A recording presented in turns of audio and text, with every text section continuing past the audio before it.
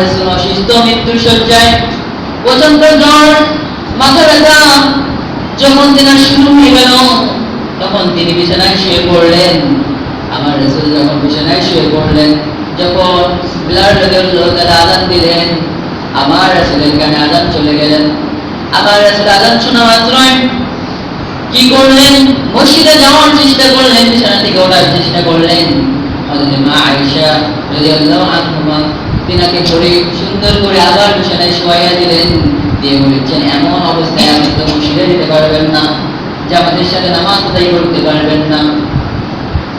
যখন তিনাকে এই কথা বলা হলো, তখন তিনি বলেন, ও আয়েশা, আমাকে একটু উঁচু করে ধরো, মসজিদে নববীর জানালার সামনে আমাকে নিয়ে যাও, নিয়ে গিয়ে আমাকে একটু উঁচু করে ধরো। উঁচু করে ধরে যখন আমার রাসূলকে উঁচু করে ধরা হলো, আমার রাসূল সাল্লাল্লাহু আলাইহি ওয়াসাল্লাম সাহাবীদের নামাজের দৃশ্যগুলো দেখছেন। নামাজের দৃশ্যগুলো দেখে আমার রাসূল কান্না করে দিয়েছে।